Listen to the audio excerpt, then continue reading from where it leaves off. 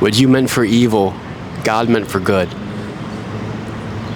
It's such a powerful statement, and it defines Joseph's heart towards the things that have happened to him in his own life. When he was sold into slavery by his brothers, he is able to look at that from a perspective of saying, you have meant this for evil, so he's aware of what they meant.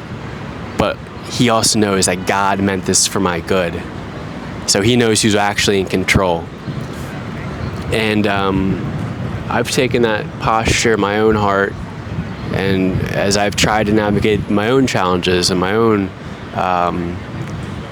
things that have come upon me. I was dating this girl in my young adult group in this church I went to. And from my understanding, she looked like a new believer. She looked like someone who was earnestly trying to seek Jesus. And yeah, this girl, she led me on to think that I was, things were going to be moving towards a future. She had zero fruit of being a true Christian, and is what we would like to call a wolf in sheep's clothing.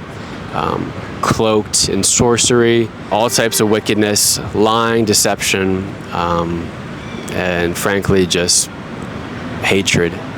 Pure hatred for me is what it came down to. By God's grace, I caught on to this evil that was being done. It was a very whiplash type of circumstance. I went into it. I was, well received in the church setting, and I was doing all types of ministries. Not to give myself a pat on the back, but I mean, it was just, that's the fact of the matter, is I was heavily involved in this church, and I was exceedingly, bright in the things that I did, and very talented. And then in walks this girl, and before I know it, I'm left in a devastated place as she discards, replaced with a new guy who she got engaged to just like that.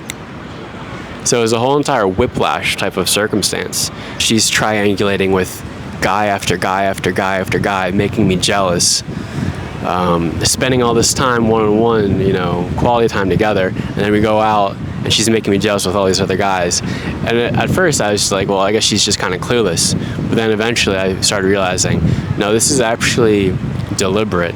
She went into this saying, oh, I've been in this abusive relationship for however many years. And I was just like, all right, Jesus, he meets people where they're at. I heard that line in a church, and it led me down a very bad path, because frankly, Jesus meets people where they're at, but he also doesn't want people to make company of morally bankrupt people. Bad company corrupts good morals. So it's one thing to, sit down and talk with somebody who's having an issue and then say, okay, that's in the hands of God. But we're not called to literally, be a punching bag for other people's emotions. We're not called to do that. I take full responsibility for the actions I took, but the counsel that was given to me, it just led me into like a den of vipers. I was like, this whole entire circumstance here is messed up. And eventually it came down to the fact of realizing that there's people out there who aren't just seeking to do good and make mistakes. A lot of people out there are seeking wickedness, and you'll know them by their fruit. I don't have to convince anybody of anything. You'll know a person by their fruit.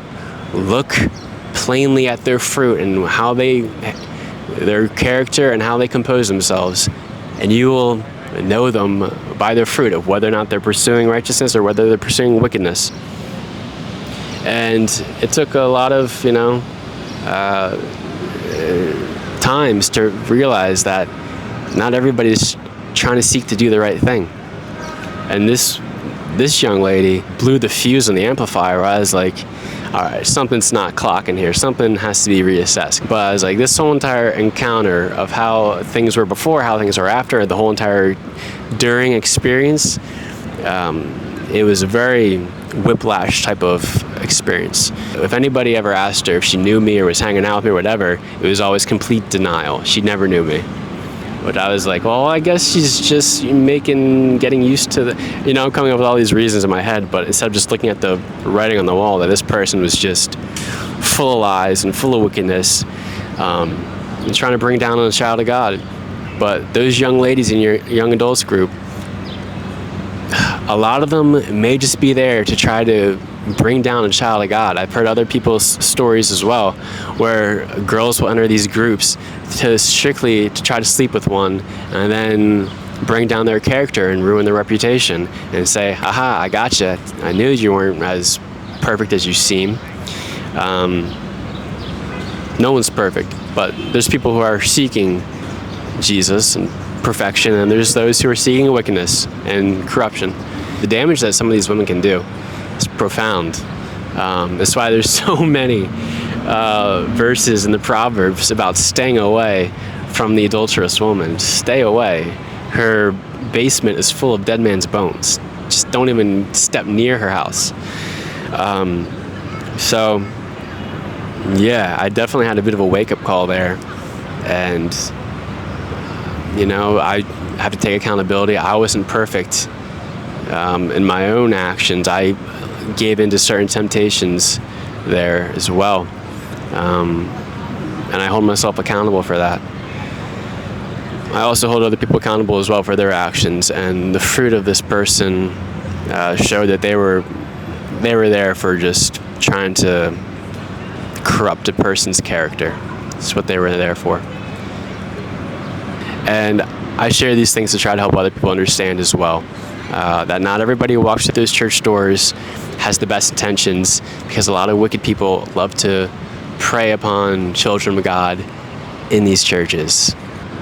So this person definitely walked into that church and looked at me, and they meant evil towards me, but God meant it for good, because now I have this awareness of these people that are out there, and I can share this experience I had with others and hopefully shed some truth on this situation here and bring a lot of light to this dark world.